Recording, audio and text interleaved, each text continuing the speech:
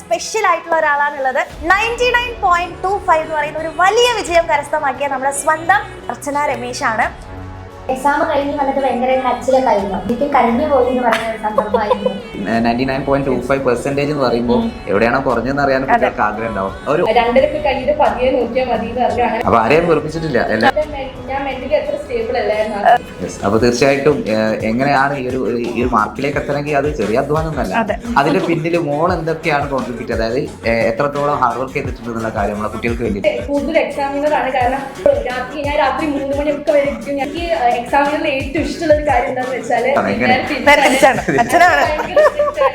Hello മക്കളെ, അപ്പൊ നമ്മളുടെ കൂടെ ഇന്ന് വളരെ സ്പെഷ്യൽ ആയിട്ടുള്ള ഒരാളാണുള്ളത്. നമ്മുടെ +2 ബോർഡ് എക്സാം റിസൾട്ട് വന്നപ്പോൾ 99.25 എന്ന് പറയുന്ന ഒരു വലിയ വിജയം കരസ്ഥമാക്കിയ നമ്മുടെ സ്വന്തം ഒരേ ബാച്ചിലർ സ്റ്റുഡന്റ് ആയിട്ടുള്ള അർച്ചന രമേശാണ്.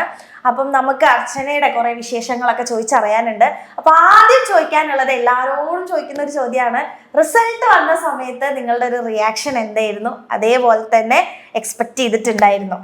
ഇല്ല, അത് തീർച്ചയായിട്ടും എക്സ്പെക്ട് ചെയ്തിട്ടുണ്ടായിരുന്നില്ല. ഞങ്ങൾ ആ ഒരു സമയത്ത് പുറത്തായിരുന്നു. അപ്പൊ പുറത്തുനിന്ന് റിസൾട്ട് നോക്കിയിരുന്നത്. എനിക്ക് തീരെ എക്സ്പെക്ടേഷൻ ഉണ്ടായിരുന്നില്ല. കാരണം ആൻസർ കീ ഒക്കെ നല്ലോണം അവര് ടൈറ്റ് ആയിട്ടായിരുന്നു വാല്യൂ ചെയ്തിട്ടുണ്ടായിരുന്നത്. അതുകൊണ്ട് തന്നെ തീരെ എക്സ്പെക്ട് ചെയ്തിട്ടുണ്ടായിരുന്നില്ല. അപ്പോ 3 മണിക്കോ 2 മണിക്കോ റിസൾട്ട് വരുമ്പോ ഞാൻ പറഞ്ഞു, ഇപ്പൊ നോക്കണ്ട, കുറെ കഴിഞ്ഞിട്ട് നോക്കിയാൽ മതി. അപ്പൊ ഞാൻ ഒന്ന് അടിച്ചത്, ഇവർക്കാണെങ്കിൽ രജിസ്റ്റർ നമ്പർ ഒന്നും അറിയാം. അപ്പൊ എന്റെ അടുത്താണ് ഫുൾ കൺട്രോൾ. അപ്പൊ ഞാൻ പറഞ്ഞു 2 കഴിഞ്ഞിട്ട് പതിയെ നോക്കിയാൽ മതി എന്ന് പറഞ്ഞു. അങ്ങനെ ലാസ്റ്റ് നോക്കിയപ്പോ ഞാനും നെട്ടിയിട്ട് പിന്നെയാണ് അമ്മയ്ക്ക് കാണിച്ചു കൊടുത്തത്. ഓക്കെ, അപ്പൊ അമ്മേന്റെ റിയാക്ഷൻ എന്തായിരുന്നു? ശരിക്കും കരഞ്ഞു പോയി എന്ന് പറയുന്ന ഒരു സന്ദർഭമായിരുന്നു. കാരണം എക്സാം കഴിഞ്ഞ് വന്നിട്ട് ഭയങ്കര കരച്ചിലൊക്കെ ആയിരുന്നു. പ്രതീക്ഷിച്ച രീതിയിൽ നമുക്ക് എക്സാം എഴുതാൻ കഴിഞ്ഞില്ല എന്നുള്ള ഒരു വിഷമം. അപ്പോൾ അത്രയും ഹാർഡ് വർക്ക് ചെയ്തിട്ടും കുട്ടിക്ക് എഴുതാൻ കഴിഞ്ഞില്ലല്ലോ എന്നുള്ള വിഷമം അന്ന് മുതലുണ്ടായിരുന്നു. പക്ഷെ റിസൾട്ട് വന്ന് അവൾ കെട്ടിപ്പിടിച്ചത് പറഞ്ഞപ്പോ ശരിക്കും അതെ നല്ലൊരു സന്തോഷം. അപ്പൊ ഈ 99.25% എന്ന് പറയുമ്പോൾ എവിടെയാണോ കുറഞ്ഞെന്ന് അറിയാൻ കുട്ടികൾക്ക് ആഗ്രഹം ഉണ്ടാവും. ഒരു 9 മാർക്ക് എവിടെയോ ഒരു കുറവുണ്ട്, അത് എവിടെയാ പോയത്? ഇംഗ്ലീഷ് അത്യാവശ്യം എനിക്ക് ഗ്രാമറിൽ കുറച്ച് വീക്കായിരുന്നു. അപ്പോ +1 1 മാർക്കും ആൻഡ് സെക്കൻഡ് ഇയറിൽ 1 മാർക്കും അങ്ങനെ പോയി. പിന്നെ ഫിസിക്സിൽ 1 മാർക്ക് ടോട്ടൽ. പിന്നെ കെമിസ്ട്രി ആൻസർ കീ അവർ നല്ലോണം ടഫ് ആക്കിയതുകൊണ്ട് തന്നെ 2 മാർക്ക് അതിന് പോയി. ആൻഡ് പിന്നെ പോയത് മാത്സ് ആയിരുന്നു. മാത്സ് ഉണ്ട്. അപ്പൊ ആരെയും വെറുപ്പിച്ചിട്ടില്ല. ചെറിയവരും 1 മാർക്ക് 2 മാർക്ക് ആക്ച്വലി ഒരു ഫുൾ പോലെ തന്നെയാണ് അല്ലെ, വലിയ കാര്യം തന്നെയാണ്. ഞാൻ മെന്റലി അത്ര സ്റ്റേബിൾ അല്ലായിരുന്നു ആ സമയത്ത്. നല്ല പ്രഷർ ഉണ്ടായിരുന്നു.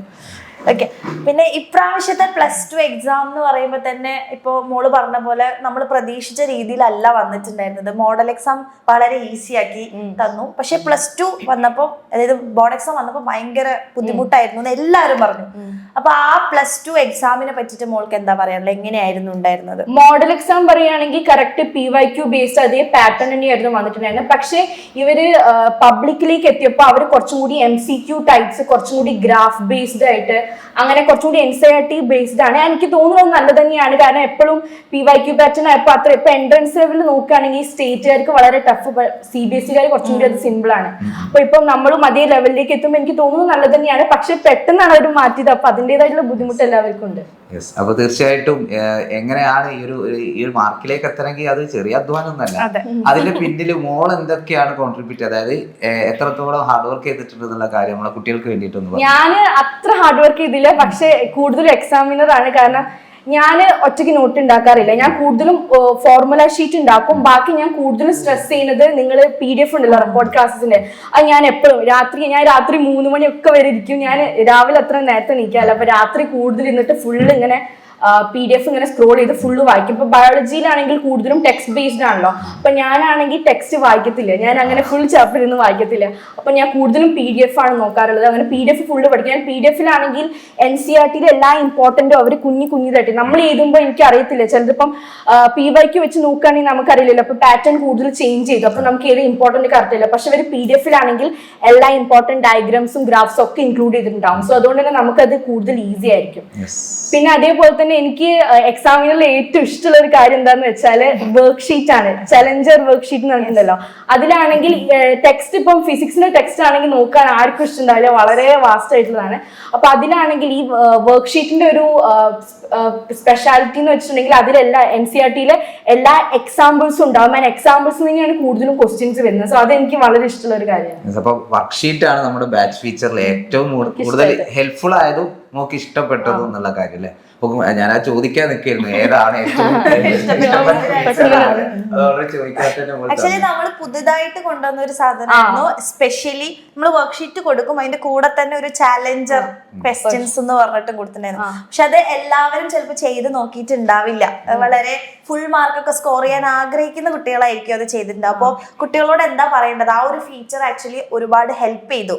അപ്പൊ അവരോട് മോള് പറയുകയാണെങ്കിൽ എന്ത് പറയും? SLC കഴിഞ്ഞവരോടും അതുപോലെ ഇനി +2 വരുന്നവരുണ്ടല്ലോ അവരോടേക്ക് പറയാനുള്ളത് വെച്ചാൽ ഇപ്പൊ കൂടുതൽ ആൾക്കാരും കോൺസെൻട്രേറ്റ് ചെയ്യുന്ന PYQ റെക്കോർഡഡ് ക്ലാസ് ആണ്. അപ്പൊ എനിക്ക് തോന്നുന്നു കുറച്ചും കൂടി നിങ്ങൾ ആ ഒരു വർക്ക് ഷീറ്റും കൂടി, ഇപ്പൊ നമ്മൾ ഒരു വീക്ക് എടുക്കുകയാണെങ്കിൽ ആ വീക്കില് എല്ലാ ദിവസവും ക്ലാസ് ഉണ്ടാവും.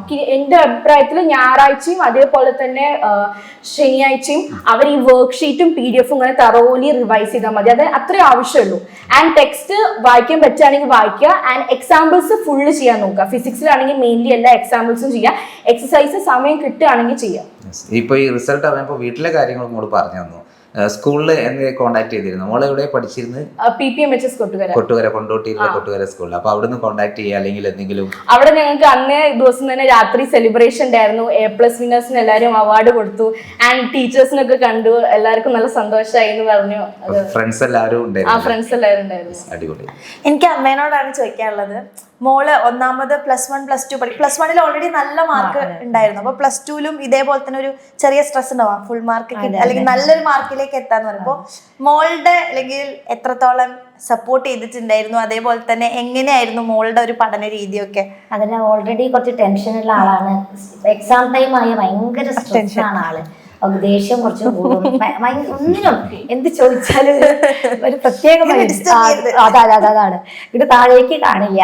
അപ്പോ പരമാവധി അവൾക്ക് ചെയ്തു കൊടുക്കാൻ എന്തൊക്കെയാണ് ആവശ്യമുള്ളത് പറയുന്ന അനുസരിച്ചിട്ടുള്ള മെറ്റീരിയൽസ്, പിന്നെ എക്സാമിനാണ് പ്രത്യേകം എടുത്ത് പറയുകയാണ്. ഞങ്ങൾക്ക് എന്താ പറയാ ചെയ്തു കൊടുക്കാൻ കഴിയുന്നതിൽ അപ്പുറമാണ് നിങ്ങൾ സപ്പോർട്ട് കൊടുത്തിട്ടുള്ളത് മോൾക്ക്. ചോദിക്കലുണ്ടായിരുന്നു ക്ലാസ്സുകൾ എങ്ങനെ ഉണ്ട് എന്നുള്ളത്. അപ്പൊ നല്ലൊരു സാറ്റിസ്ഫാക്ഷൻ ആയിരുന്നു അവൾക്ക് പറയാനുണ്ടായിരുന്നത്. ടീച്ചേഴ്സിനെ കുറിച്ച്, ഓരോ ടീച്ചേഴ്സിനെ കുറിച്ചൊക്കെ നല്ലൊരു ക്ലാസ്. അതിന്റെ കൂടെ ഞാൻ ഈ ഒരു കാര്യം കൂടി പറയാം മക്കളെ. നമ്മൾ ക്ലാസ്സുകളും ഫീച്ചേഴ്സും കാര്യങ്ങളൊക്കെ പ്രൊവൈഡ് ചെയ്യുന്നുണ്ട്. അത് നിങ്ങൾ ഓരോരുത്തരും എങ്ങനെ അത് യൂട്ടിലൈസ് ചെയ്യുന്നുള്ളത്, നമ്മളത് നല്ല രീതിയിൽ അതൊക്കെ എല്ലാ ഫീച്ചേഴ്സ് അടിപൊളിയായിട്ട് യൂട്ടിലൈസ് ചെയ്ത് അതുകൊണ്ട് റിസൾട്ടും ഉണ്ട്. അതാണ് ഇപ്പൊ ഓരോ കാര്യങ്ങൾ, അതായത് നമ്മളിപ്പോ ലേണിംഗ് വീഡിയോസ് കൊടുക്കുന്നതിലും ലൈവ് ക്ലാസ് കൊടുക്കുന്നതിലും വർക്ക്ഷീറ്റ് എല്ലാത്തിനും ഓരോ റീസൺസ് ഉണ്ട്. അപ്പൊ അതെല്ലാം നിങ്ങൾ ഉപയോഗിക്കുക എന്നുള്ളത് നിങ്ങളുടെ ഉത്തരവാദിത്തം കൂടിയാണല്ലോ. നമുക്ക് ഇത് ചെയ്യൂ എന്ന് പറയാനേ പറ്റുള്ളൂ. അത് കറക്റ്റ് ആയിട്ട് യൂട്ടിലൈസ് ചെയ്യുക. ആ യൂട്ടിലൈസ് ചെയ്തിട്ട് ഒരു അടിപൊളി റിസൾട്ടിലേക്ക് എത്തിയ ആളും കൂടിയാണ് പറയുന്നത്. അപ്പൊ നിങ്ങളത് കാര്യമായിട്ട് എടുക്കുക. ഇനി എക്സാമിനറിനെ പറ്റി പറഞ്ഞുകൊണ്ട് ഞാൻ ചോദിക്കുകയാണ്, എങ്ങനെയാണ് എക്സാമിനറിലേക്ക് എത്തിയത്? അതായത് എക്സാമിനറിനെ പറ്റി അറിഞ്ഞത് എങ്ങനെയാ? യൂട്യൂബ് വഴിയാണ്. SLC മുതൽ ഞാൻ കാണാൻ തുടങ്ങിയിട്ടുണ്ട്. സ്വന്തമായിട്ട് കണ്ടുപിടിച്ചതാണ്. അപ്പൊ ഫസ്റ്റ് ഒരാളുടെ ക്ലാസ് കണ്ടിട്ട് ഇത് എനിക്കിനി എക്സാമിനർ മതി എന്ന് തോന്നാൻ ഒരാളുടെ ക്ലാസ് അർച്ചന മിസ്. കഴിഞ്ഞ ഇന്റർവ്യൂല് അതാ പറഞ്ഞത്, ഞാൻ ആദ്യമായിട്ട് കണ്ടത് ക്ലാസ് ആയിരുന്നു. അർച്ചന മിസ്സിന്റെ ക്ലാസ് ഇഷ്ടപ്പെടാനുള്ള കാരണം എന്താ? അർച്ചന മിസ്സിക്ക് തോന്നുന്നു വളരെ ഇന്നസെന്റ് ആയിട്ട് ആൻഡ് അതേപോലെ തന്നെ ക്ലാസ് ഒക്കെ വളരെ നല്ല രീതിയിൽ മിസ്. ഞങ്ങൾക്കാണെങ്കിൽ കുട്ടികൾക്കാണെങ്കിൽ ഇപ്പൊ ഓൾറെഡി ടൈപ്പ് ചെയ്ത് വെച്ചിട്ടുള്ള PDF ആയിരിക്കും നിങ്ങളുടെ അടുത്ത് പഠിപ്പിക്കേണ്ടത്. പക്ഷെ മിസ് ആണെങ്കിൽ പുതിയത് എടുത്തിട്ട് മിസ് തന്നെ എഴുതിയിട്ട്, അപ്പൊ ഞങ്ങൾക്ക് സമാധാനം. അത് തന്നെ ഫുള്ള് കാണുമ്പോൾ ഞങ്ങൾ പേടിക്കല്ല. അപ്പൊ മിസ്സിന് കറക്റ്റ് ആയിട്ട് മനസ്സിലാവും ഇത് മനസ്സിലായിട്ടുണ്ടാവില്ല. അപ്പൊ ഒന്നും കൂടി മിസ് വരച്ചിട്ട് വളരെ നല്ല ലവ്ലി ആയിട്ട് സംസാരിച്ചിട്ടുണ്ടായിരുന്നു. അതെ. പിന്നെ എന്താ പറയാ, +1 എത്തിയപ്പോ മോള് ഈ വരുത്തിയിട്ടുള്ള എന്തെങ്കിലും സ്റ്റഡി മാറ്റങ്ങളുണ്ടല്ലോ, അതായത് 10ാം ക്ലാസ്സിലെ പോലെ അല്ലല്ലോ +1 ഒരിക്കലും. അപ്പൊ അതില് +1 +2 മോൾ എങ്ങനെയാണ് അത് ഒന്ന് റെഡിയാക്കി എടുത്ത്? ഞാന് +1 +2 വരുത്തിയൊരു മാറ്റം എന്ന് വെച്ചാല് കൂടുതൽ മൈൻഡ് മാപ്പ് ആൻഡ് അതേപോലെ ഫോർമുല ഷീറ്റ് കുറെ കോൺസെൻട്രേറ്റ് ചെയ്തു. ആൻഡ് അതേപോലെ ഞാൻ ഇങ്ങനെ ഫുള്ള് ഇങ്ങനെ PDF പഠിക്കാൻ തന്നെ ക്വസ്റ്റ്യൻ പ്രാക്ടീസ് ചെയ്തു കുറെ. കാരണം നമ്മൾ ക്വസ്റ്റ്യന് അനുസരിച്ചിട്ട് ആൻസർ ചെയ്യണല്ലോ. അപ്പൊ അതാണ് ഞാൻ കൂടുതൽ ഇംപ്ലിമെന്റ് ചെയ്തത്. ഒരു ഡെയിലി പ്ലാൻ അങ്ങനെ എന്തെങ്കിലും ഉണ്ടായിരുന്നു? ഇന്ന ദിവസം ഇന്ന ചാപ്റ്റർ തീർക്കും. അത് ഞാൻ അങ്ങനെ ഫിക്സ് ചെയ്തിട്ടുണ്ടെങ്കിൽ അന്ന് എന്തെങ്കിലും ഒരു പരിപാടിക്ക് ഞാൻ പുറത്തുപോയി അങ്ങനെ നടത്താണ്ട്, അപ്പൊ നമുക്ക് പെട്ടെന്ന് വിഷമാവല്ലോ.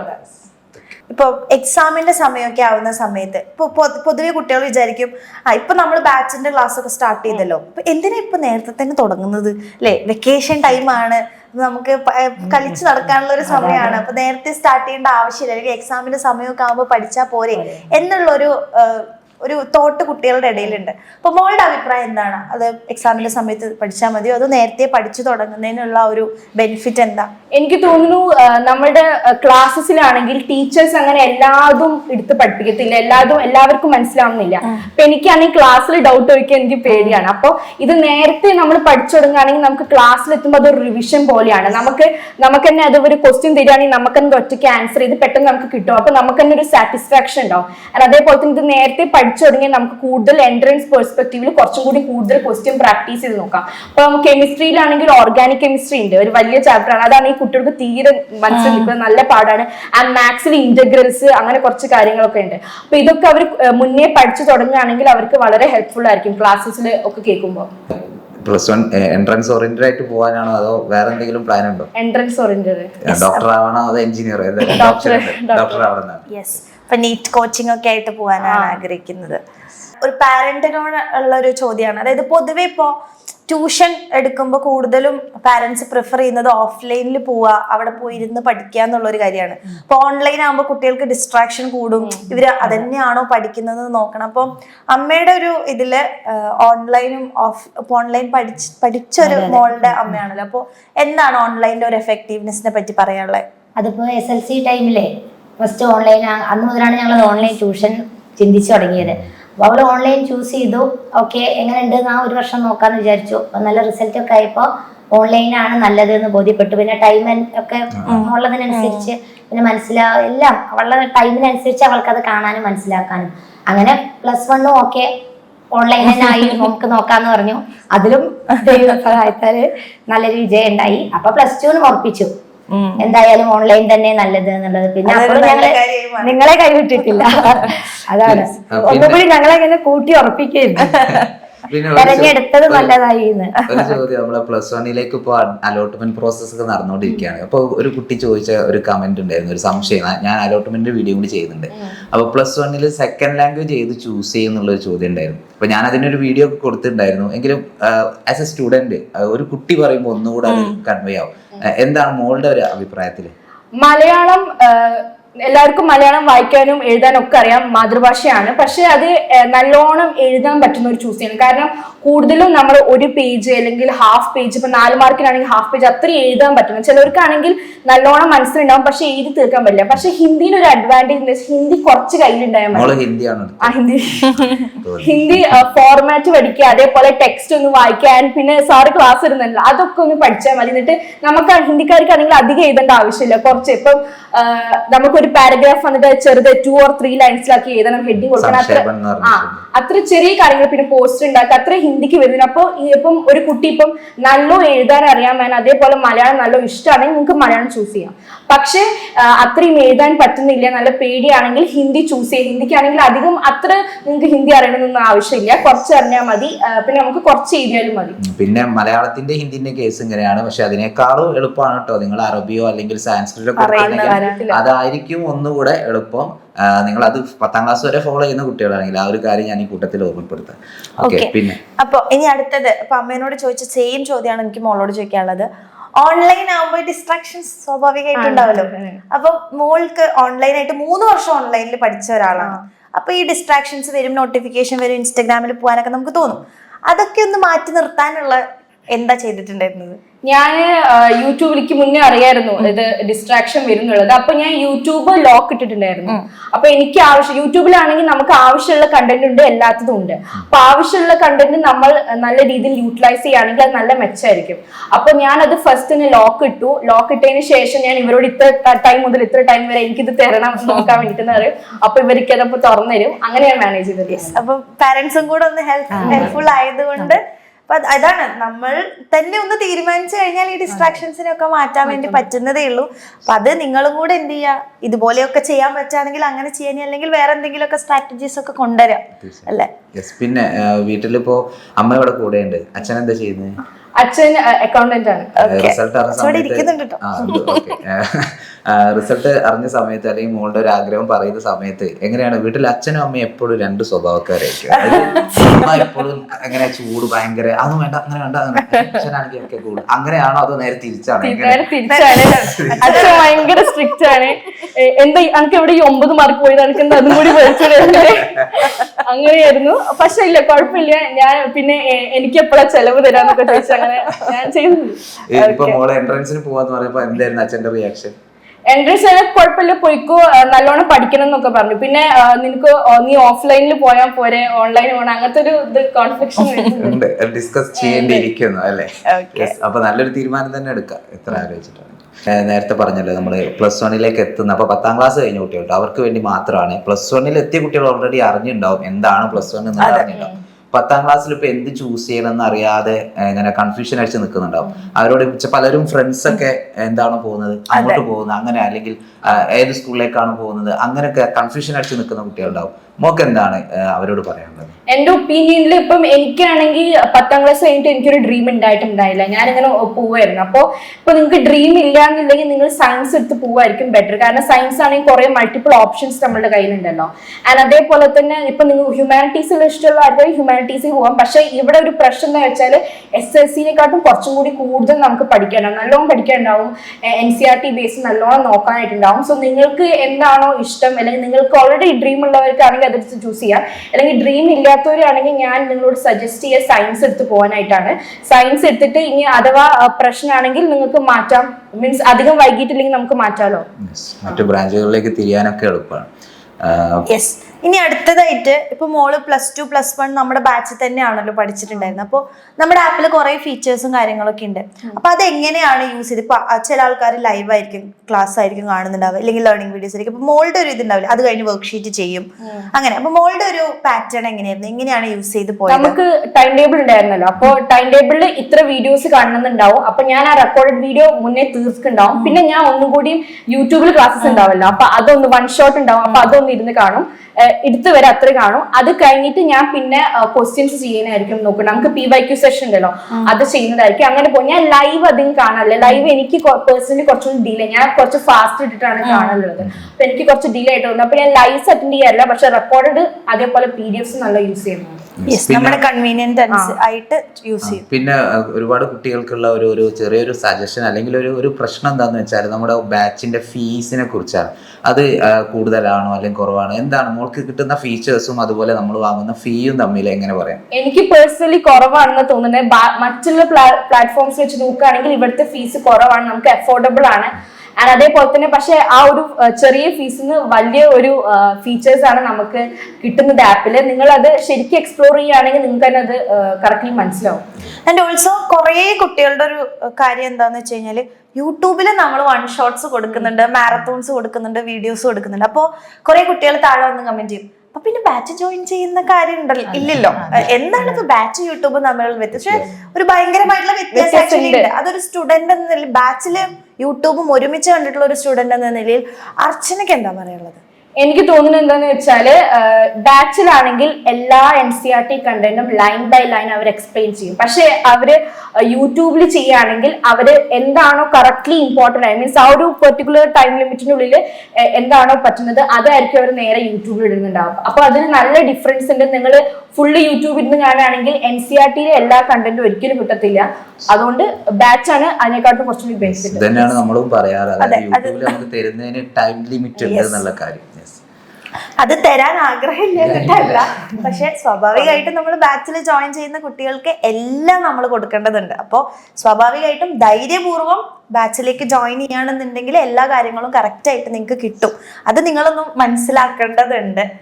ആൻഡ് ഇനി അടുത്തതായിട്ട് ഇപ്പൊ ഫ്യൂച്ചർ പ്ലാൻ ആയിരുന്നു ഞാൻ ചോദിക്കാൻ തന്നത്. അപ്പൊ ഓൾറെഡി പറഞ്ഞു ഇപ്പൊ നീറ്റിന് പോകാൻ പോവാണ്, കോച്ചിങ്ങിനൊക്കെ പോകാൻ പോവാണ്. അപ്പൊ ഇനി +1ലെയും +2ലെയും കുട്ടികളെടുത്ത് ഇപ്പൊ അവർക്ക് ഒരു നല്ല മാർക്ക് വാങ്ങിച്ച മോളാണ്. അപ്പം അവരോട് എന്താ പറയാനുള്ളത് ഇനി ഈ ഒരു 2 വർഷത്തിൽ എനിക്ക് ശ്രദ്ധിക്കേണ്ടത്? നല്ലൊരു മാർക്ക്, ചില കുട്ടികൾ വിചാരിക്കും ഓ ഇത്രയൊന്നും മാർക്ക് എനിക്ക് കിട്ടാൻ വേണ്ടിയിട്ടുള്ള, അല്ലെങ്കിൽ എനിക്കൊരു കഴിവില്ല, അങ്ങനെയൊക്കെ വിചാരിക്കുന്ന കോൺഫിഡൻസ് കുറവുള്ള മക്കളൊക്കെ ഉണ്ടാവും. അപ്പൊ അവരോട് എന്താ മോൾക്ക് പറയാനുള്ളത്? ഫസ്റ്റ് തന്നെ മനസ്സിലാക്കാനുള്ളത്, എല്ലാവരും ജനിക്കുമ്പോൾ തന്നെ ടോപ്പേഴ്സ് ആയിട്ടൊന്നല്ല ജനിക്കുന്നത്, അവരവരുടെ ഹാർഡ് വർക്ക് ചെയ്തിട്ടാണ് ജനിക്കുന്നത്. ആൻഡ് എല്ലാവർക്കും അവരുടേതായിട്ടുള്ള പൊട്ടൻഷ്യൽ ഉണ്ട്. ആ ഫുൾ പൊട്ടൻഷ്യലിലേക്ക് എത്തുമ്പോൾ മാത്രമേ നമുക്ക് എത്രത്തോളം സ്കോർ ചെയ്യാൻ പറ്റുള്ളൂ എന്ന് മനസ്സിലാക്കാൻ പറ്റുക. അപ്പോൾ നിങ്ങൾ നല്ലോണം പഠിക്കുക. പക്ഷെ നിങ്ങൾ അതിൻ്റെ കൂടെ തന്നെ നിങ്ങളുടെ ഫിസിക്കലും മെന്റൽ ഹെൽത്തും വളരെ ഇമ്പോർട്ടൻ്റ് ആണ്. നിങ്ങൾ ഇങ്ങനെ ഫുള്ള് 24 മണിക്കൂർ ഇരുന്ന് പഠിച്ചിട്ട് ലാസ്റ്റ് നിങ്ങൾ വല്ലാണ്ട് അടുത്ത ദിവസം ബേൺ ഔട്ട് ആയിട്ട് പോകുന്നതായിരിക്കും. അതുകൊണ്ട് നിങ്ങൾ ടൈം എടുക്കാൻ നല്ലോണം ഫോക്കസ് ചെയ്തിരുന്ന് പഠിക്കുക. ആൻഡ് റിവിഷൻ വളരെ ഇമ്പോർട്ടൻ്റ് ആണ്. നിങ്ങൾ എത്ര പഠിച്ചു പോയാലും ലാസ്റ്റ് നമ്മളുടെ മൈൻഡാണ്, ബ്രെയിൻ അതെന്ത് ഫുള്ള് ഡിലീറ്റ് ചെയ്യുന്നതായിരിക്കും. അപ്പൊ നമ്മൾ റിവൈസ് ചെയ്ത് നമ്മൾ പെർമനന്റ് ആയിട്ട് സ്റ്റോറേജിലേക്ക് അത് മാറ്റണം. ആൻഡ് അത്രേ പറയാനുള്ളൂ. ഓരോ മിനിറ്റും വിലപ്പെട്ടതാണ്. നിങ്ങൾ ഇപ്പൊ വിചാരിക്കും ഞാൻ കളിച്ചതിന്റെ എൻട്രൻസിൽ നല്ലോണം പഠിക്കാം, പക്ഷെ അങ്ങനെ ഒന്നുമില്ല. നിങ്ങൾ മുന്നേ പഠിച്ചു തുടങ്ങിയാൽ മാത്രമേ അത് നിങ്ങൾക്ക് അവിടെ എത്തുമ്പോഴത്തേക്ക് നല്ല ബെനിഫിറ്റ് ആയിട്ട് മാറുള്ളൂ. വലിയൊരു സന്ദേശം തന്നെയാണ് എല്ലാ കുട്ടികളും, അതായത് ഏത് സ്റ്റാൻഡേർഡ് പഠിക്കുന്ന കുട്ടികളാണെങ്കിലും തീർച്ചയായിട്ടും ഈ ഒരു കാര്യം നിങ്ങൾ മനസ്സിൽ ഉറപ്പിക്കണം. അതിന് പറ്റിയ സമയം ഇപ്പോഴാണ്, അതായത് ക്ലാസ് സ്റ്റാർട്ട് ചെയ്യാൻ പോകുന്നേ ഉള്ളൂ. അപ്പൊ ആദ്യം മുതലേ നമ്മൾ ന്യൂ ഇയർ റെസൊല്യൂഷൻ ഒക്കെ എടുക്കുന്ന പോലെ June 1 അല്ലെങ്കിൽ June 2 നമുക്ക് സ്കൂൾ തുറക്കുമ്പോൾ നല്ല റെസൊല്യൂഷൻ എടുക്കുക. ക്ലാസ്സിലെ ടോപ്പർ ആവുക, സ്കൂളിലെ ടോപ്പർ ആവുക, എന്നിട്ട് സ്റ്റേറ്റ് ടോപ്പർ ആയിട്ട് ഇങ്ങനെ ഇരിക്കാനുള്ള ഒരു ഭാഗ്യം എല്ലാവർക്കും ഉണ്ടാവട്ടെ. അപ്പം ഇനിയുള്ള എന്നാണോ ഫ്യൂച്ചറിലേക്ക് ഒരു നല്ല ഡോക്ടറൊക്കെ ആയിട്ട് ഹൃദയത്തിലേക്ക് ഇന്റർവ്യൂ എടുക്കാൻ വേണ്ടി പറ്റട്ടെ എന്ന് ആശംസിക്കുന്നു. അപ്പോൾ ഓൾ ദ വെരി ബെസ്റ്റ്. അടിപൊളിയായിട്ട് സംസാരിച്ചു. ഒരുപാട് നല്ല കാര്യങ്ങൾ കുട്ടികൾക്കും ഇതിൽ നിന്ന് ഉൾക്കൊള്ളാൻ വേണ്ടി പറ്റിയിട്ടുണ്ടാവും. അപ്പം all the very best. Thank you.